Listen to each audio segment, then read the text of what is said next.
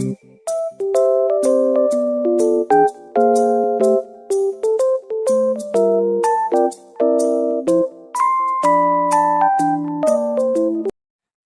tanggal 14 Agustus 1945, Jepang menyerah tanpa syarat kepada sekutu. Berita tentang kekalahan tersebut sangat dirahasiakan oleh Jepang. Bahkan, semua stasiun radio disegel oleh Jepang. Tetapi ternyata siaran tersebut tertangkap di Indonesia dan Sultan Syahrir mendengarnya.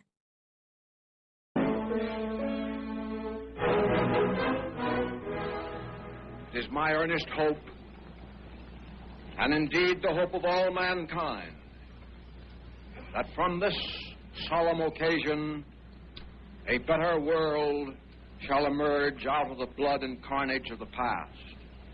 A world founded upon faith and understanding. A world... Sore hari setelah mendengar berita kekalahan Jepang, Sultan Syahrir dan para pemuda mengadakan rapat di Jakarta. Di sini untuk merencanakan kemerdekaan Indonesia. Tapi Bu, Jepang masih menjajah Indonesia. Assalamualaikum. Yang membawa kabar mengembirakan. Jepang telah mengalah kepada sekutu. Saya mendengarnya dari radio luar negeri. Jadi, kali ini terjadi kekosongan. Kabar gembira, apa itu Bung? Kekosongan kekuasaan. Jepang telah mengalah kepada sekutu dan belum menguasai Indonesia. Lalu, apa yang harus kita lakukan untuk mengisi kekuasaan Indonesia? Bagaimana kalau kita meminta Soekarno dan Hatta untuk memproklamasikan kemerdekaan secepatnya? Saya setuju Bung, memang itu waktu yang sangat tepat. Kalau kalian setuju, mari kita ke rumah Bung Karno untuk membicarakan hal ini. Saudara-saudara, jangan sampai kemerdekaan ini terdapat campur tangan PPKI, karena PPKI merupakan buatan Jepang. Jika seperti itu, kami para pemuda akan merebut kekuasaan Jepang. Saya setuju. Rapat pun diakhiri. Keesokan harinya pada tanggal 15 Agustus 1945, para golongan muda tiba di kediaman Soekarno dengan maksud menyampaikan hasil keputusan rapat. Assalamualaikum Bung Karno. Waalaikumsalam, ada apa ya? Ada yang ingin kami bicarakan. Oh iya, silakan masuk. Kang Mas. Ada apa, Bu? Ada para pemuda, ada yang ingin disampaikan. Baik. Saya dengar dari istri saya ada hal penting yang ingin dibicarakan. Ada apa itu? Begini Bung, kemarin para pemuda mengadakan rapat dan semuanya setuju berdasarkan berita kekalahan Jepang dan saat ini Indonesia berada dalam kekuasaan kosong. Tersebut akan dibahas oleh sidang PPKI. Tidak Bung, kami harus merdeka dengan usaha kami sendiri. Tidak boleh lajang seperti ini. Ini demi keamanan negeri ini. Justru itu Bung, saat ini Jepang sedang terdesak dan Indonesia mengalami kekosongan kekuasaan. Tapi kita tidak boleh gegabah. Saya akan pertimbangan dulu dengan golongan tua. Kalian boleh pulang. Karena saling mempertahankan pendapat, para golongan muda pamit kepada Bung Karno dan pergi dengan wajah kesal. Lalu Soekarno meminta golongan tua untuk ke kediamannya. Bagaimana ini Bung? Para pemuda mendesak kita.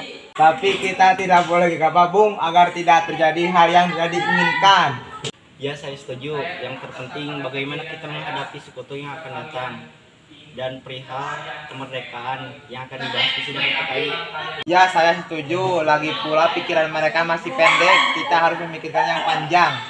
Meski berat hati dengan keputusan Soekarno, para pemuda yang telah meninggalkan kediaman Soekarno tetap tidak putus asa. Mereka pun menyusun strategi bagaimana membujuk Soekarno dan Hatta untuk memproklamasikan kemerdekaan sesegera mungkin. Akhirnya mereka memutuskan untuk mengasingkan kedua tokoh tersebut ke Rengas Dengklok agar terhindar dari pengaruh Jepang di Jakarta. Bagaimana ini? Golongan tua tidak sependapat dengan kita. Saat ini kita harus menculik Bung Karno dan Muhammad Hatta. Maksud saudara bagaimana? Kita harus bawa mereka jauh dari Jakarta agar terhindar dari Jepang. Baik, saya setuju sekali. Bagaimana dengan Rengas Dengklok?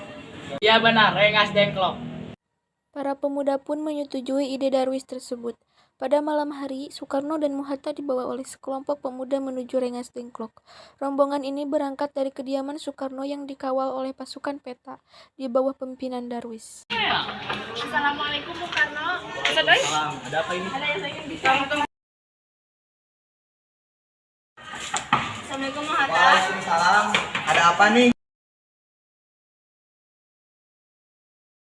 Rombongan Soekarno dan Hatta tiba di Rengas Dengklok dengan selamat pada waktu subuh tanggal 16 Agustus 1945. Soekarno-Hatta berada seharian penuh di sana. Apa keinginan kalian membawa kami ke sini? Mengapa kalian memperlakukan kami seperti ini? Maaf atas kelancaran kami, Bung. Kami kemari ingin membicarakan persoalan yang kemarin. Indonesia harus merdeka tanpa campur tangan Jepang. Makasih. Kami ingin kalian segera memproklamasikan kemerdekaan. Lalu apa yang kami harus perbuat? Cukup saudara-saudara, kita harus memikirkan hal ini dengan kepala dingin. Soekarno, Hatta, ikuti saya. Saya mengerti tentang kebingungan kalian berdua, Bung. Tapi ini kesempatan emas yang tidak akan datang dua kali. Apa yang mereka katakan itu benar. Apakah kita bisa?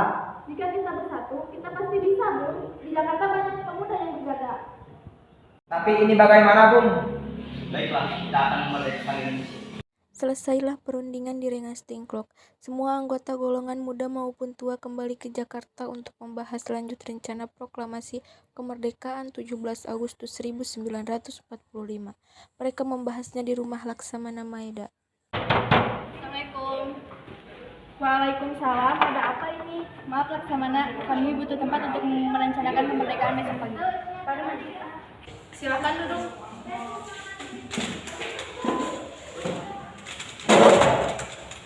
Saya turut gembira mendengar kabar yang kemarin. Lalu, apa yang kalian butuhkan? Apakah ada pena sama kertas Laksamana? Tentu saja, tunggu sebentar.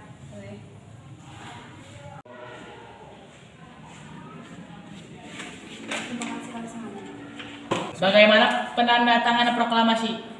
Menurut saya, teks proklamasi tidak ditandatangani oleh pihak PPKI karena PPKI adalah buatan Jepang. Ya benar, PPKI itu buatan Jepang. Bagaimana yang menandatangani adalah Bung Karno dan Muhammad Hatta dan atas nama bangsa Indonesia. Usulannya bagus, bagaimana Presiden setuju?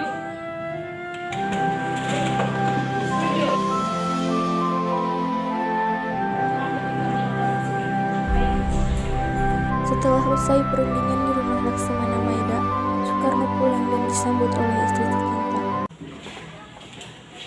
Alhamdulillah, semua berjalan dengan lancar. Terima kasih Ibu telah menemani saya dalam keadaan seperti ini. Ya Kang Mas, kita harus bersyukur Allah telah memberi kemudahan kepada kita. Bagaimana proklamasi besok pagi, apa sudah direncanakan? Sudah Bu, kita akan melaksanakan upacara bendera dengan diiringi lagu Indonesia Raya. Bukankah kita belum punya bendera? Lantas bagaimana? Oh iya lupa, bagaimana jika Ibu yang menjahit benderanya? Tapi Ibu hanya punya kain putih dan kain merah. Tidak apa Bu, yang penting kita ada niat. Bagaimana kalau kita beri nama bendera Sangsaka Merah Putih? Tentu saja Bu, kita akan beri nama Sangsaka Merah Putih. Pagi harinya, teks proklamasi pun dikumandangkan oleh Soekarno pada tanggal 17 Agustus 1945.